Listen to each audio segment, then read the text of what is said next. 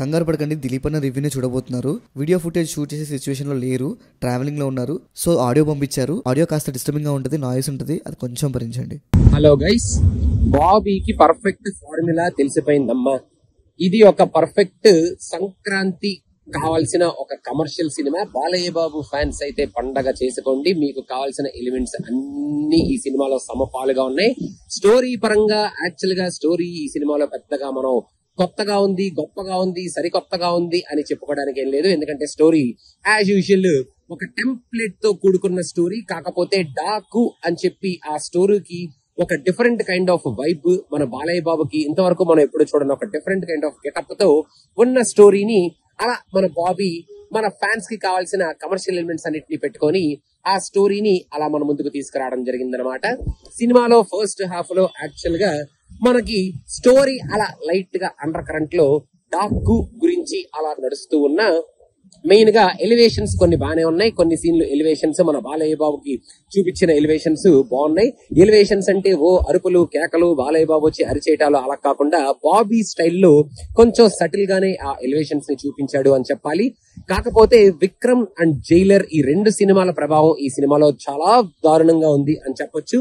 Interval bang first half కి ఒక పెద్ద హైలైట్ అండ్ ఫస్ట్ హాఫ్ లో డాకు రిఫరెన్సెస్ ఏవైతే ఉంటాయో ఆ రిఫరెన్సెస్ కూడా మంచి హైలైట్ అని చెప్పాలి. ఇంకా ఫస్ట్ హాఫ్ లో మనకి బాలయ్య బాబుకి ఒక పాపని, ఆ పాపతో పాటు ఒక ఎమోషన్ ని ఇస్తే చాలు, బాలయ్య బాబు ఆ ఎమోషన్ ని ఆయన ఎక్స్ప్రెషన్స్ లో సూపర్ గా పండిస్తారు అనే కైండ్ ఆఫ్ కొన్ని light subtle emotional moments first half లో బాగానే వర్కౌట్ అయినాయి.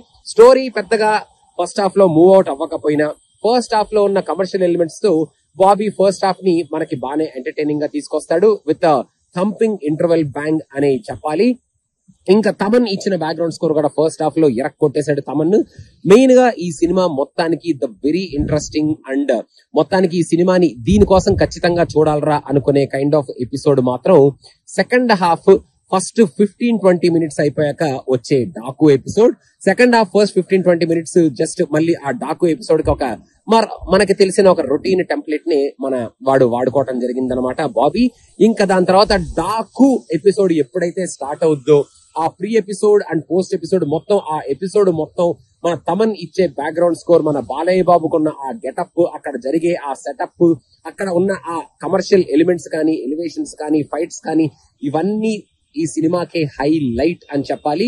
డాకు ఎపిసోడ్ మొత్తానికి మన బాలయ్య బాబు ఒక రేంజ్ లో యాక్ట్ చేసి ఈ సినిమాలో ఒక రేంజ్ లో ఆ ఎపిసోడ్ ని బాలయ్య బాబుని వాడుకున్నాడు మన బాబీ అని చెప్పొచ్చు.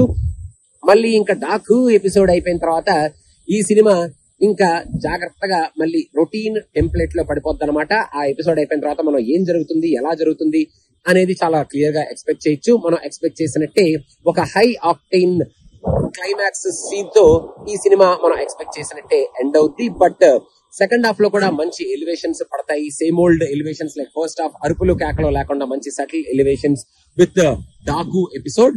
ఇంకా మొత్తానికి మన బాలయ్య బాబు ఈ సినిమాని మన బాబీ బాలయ్య బాబుని సూపర్ గా వాడుకుంటూ మొత్తానికి బాలయ్య బాబు ఫ్యాన్స్ కి ఒక ఫీస్ట్ ఇచ్చాడు, కమర్షియల్ ఆడియన్స్ కూడా ఒక ఫీస్ట్ ఇచ్చాడు అని చెప్పాలి.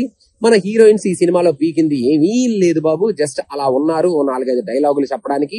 మన ఫస్ట్ హాఫ్ లో మన ఐటమ్ గర్ల్ అయితే మరి ఆ సాంగ్ ఏదైతే ఉందో ఆ సాంగ్ లో నాకు ఒక స్టెప్పే కనిపించింది. ఆ 2 చేతులతో దంచుడు స్టెప్ ఏదైతే ఉందో ఆ స్టెప్ మరి తీసేసినట్టున్నారు ఈ సినిమాలో.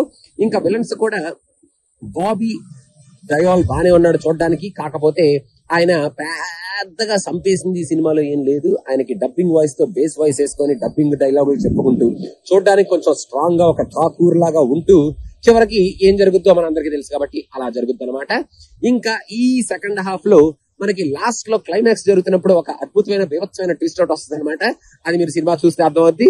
ఒక్కసారిగా థియేటర్ నుంచి ఇప్పుడు బాబీకి ఇంత అద్భుతమైన ట్విస్ట్ ఇవ్వాలని ఎలా అనిపించిందో అని ఒకసారి క్లాప్ కొట్టేసి మనం మళ్ళీ కూర్చొని ఈ సినిమాని మళ్ళీ మనం రెగ్యులర్ గా చూసేస్తూ ఉంటాం అనమాట. ఇంకా ఓవరాల్ గా బాలయ్య బాబు అయితే ఫ్యాన్స్ కి ఒక ఫీస్ట్ ఇచ్చాడు, చూడడానికి సూపర్ గా ఉన్నాడు.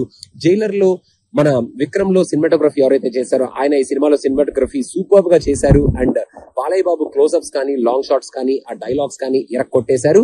ఇంకా ఓవరాల్ గా బాటమ్ లైన్ ఏంటంటే ఒక perfect Sankranti cinema with all the commercial elements needed ఎక్కడ కావాలంటే అక్కడ ఎలివేషన్స్ పెట్టుకుంటూ జాగ్రత్తగా సినిమాని లేఅవుట్ చేసుకుంటూ ఒక రొటీన్ టెంప్లెట్ సినిమా మనం చూస్తున్నాం అన్న ఫీలింగ్ మనకి ఉన్న ఆ రొటీన్ టెంప్లెట్ ని ఎక్కడికక్కడ కొత్త కైండ్ ఆఫ్ ఎలివేషన్స్ తో కొత్త కైండ్ ఆఫ్ డైలాగ్స్ తో బాలయ్య బాబు గారిని కొత్తగా చూపిస్తూ మెయిన్ గా ఒక unique completely different kind of getup ని బాలయ్య బాబుకి ఇచ్చిన ఆ డాకు ఎపిసోడ్ తో బాబీ చాలా జాగ్రత్తగా ఈ సినిమాని హ్యాండిల్ చేసి థియేటర్ లోంచి బయటకు మనం వచ్చేటప్పుడు అరే ఒక మంచి గట్టి కమర్షియల్ సినిమానే చూసాం కదా, బాలయ్య బాబు చించి ఉతికారేశారు కదా, ఇంకా కమర్షియల్ ఎలిమెంట్స్ అన్ని సమపాలుగానే ఉన్నాయి కదా, సర్లే ఇంకా ఇన్ని కమర్షియల్ ఎలిమెంట్స్ అన్ని ఎలివేషన్స్ మన విజిల్ పోతి మూమెంట్స్ బాలయ్య బాబు గారి డాకు గెటప్ ఆ డాకు ఎపిసోడ్ మన తమన్ని ఇచ్చిన ఒక బీభత్సమైన థంపింగ్ బ్యాక్గ్రౌండ్ స్కోర్, అసలు ఎలా కొడతాడో తెలియని ఒక బీభత్సమైన థంపింగ్ స్పీకర్ పగిలిపోయే బ్యాక్గ్రౌండ్ స్కోర్, ఇవన్నీ ఉన్నాక ఇంకా స్టోరీ గురించి మనం ఏం ఆలోచిస్తాంలే,